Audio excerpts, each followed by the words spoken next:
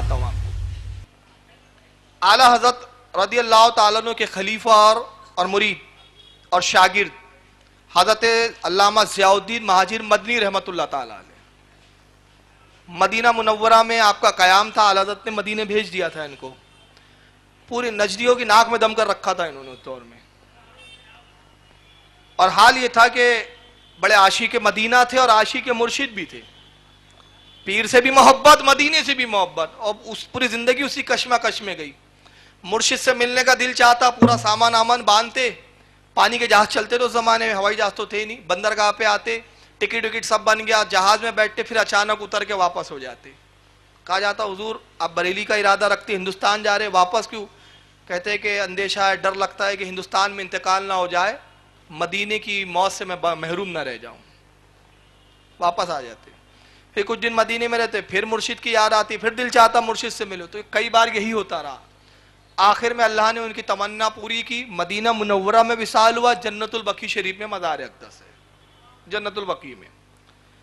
نجدی حکومت قابض ہوئی انہی کے زمانے میں، نجدی کے ایک بہت بڑے خبیث سے ان کا مناظرہ ہو گیا، اور میں سمجھتا ہوں، مطلب میں نے تھوڑا سا تاریخ پڑھا کہ ان کا اندھا نابینا مفتی اعظم عبداللہ بن باز یہ کبھی بیٹھا کیوں نہیں مناظرے میں، کبھی زندگی میں مناظرہ نہیں کیا اس نے کسی سے، لیکن یہ مفتی اعظم سعودیہ تھا، اور زمانے میں حضرت علامہ سید محمد علوی رحمۃ اللہ تعالیٰ علیہ مالکی مسلک کے تھے، کٹر سنی، مالکی فقہ پہ عمل کرتے تھے، پوری زندگی اس کو چیلنج کرتے رہے، یہ نابینا نہیں بیٹھا اندھا، تو کیوں نہیں بیٹھا؟ یہ پرانے تجربات تھے ان کے سامنے، ان کو پتہ ہے مناظرہ ان کی موت ہوتی ہے، جب مناظرے ہوتے ہیں ان کی مسلک کی موت آ جاتی ہے، تو یہ کنی کاٹنے کی کوشش کرتے ہیں۔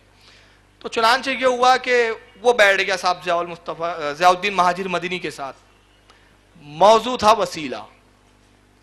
حضرت نے یہی آیت کریمہ پڑھی، کہا کہ اللہ تعالیٰ نے قرآن میں وسیلے کا حکم دیا کہ وسیلہ طلب کیا جائے۔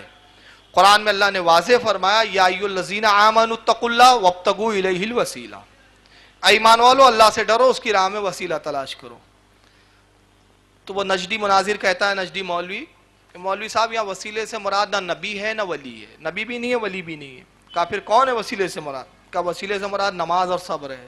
کہا دلیل بولے قرآن کی آیت ہے، اس نے یہ آیت پڑھی، یا ایھا الذین آمنوا استعینوا بالصبر والصلاۃ ان اللہ مع الصابرین، اے ایمان والو نماز اور صبر سے مدد چاہو، بے شک اللہ صابرین اور صبر کرنے والوں کے ساتھ ہے۔ تو بولے یہاں وسیلے سے مراد نماز اور صبر ہے، مرشد نہیں ہے، ولی نہیں ہے، نبی نہیں ہے۔ آپ نے فرمایا اچھا یہ بتاؤ، یہ جو تم نماز پڑھتے ہو یہ اللہ کی بارگاہ میں قبول ہے کہ نہیں ہے؟ بولے مجھے کیا معلوم قبول ہوتی ہے کہ نہیں ہوتی ہے، کون دعویٰ کر سکتا ہے کہ اس کی نماز قبول ہوتی ہے کہ نہیں ہوتی ہے؟ اچھا جو تم صبر کر لیتے ہو جب کوئی چیز نہیں ملتی، تو یہ صبر بارگاہ رب العزت میں قبول ہے کہ نہیں ہے؟ مجھے نہیں معلوم قبول ہے یا نہیں، امید ہے اللہ سے کہ قبول فرما لے، لیکن گارنٹی نہیں ہے۔ اچھا اب یہ بتاؤ اللہ کے رسول رب کی بارگاہ میں قبول ہے کہ نہیں ہے، مقبول ہے کہ نہیں ہے؟ قبول ہے۔ تو کہا جب رب کی بارگاہ میں رسول قبول ہے اور یہ بات گارنٹیڈ ہے، تو جس کی گارنٹی ہے اس کو وسیلہ بنانا شرک بولتا ہے، اور جس پہ ڈاؤٹ ہے اس کو وسیلہ بناتا ہے۔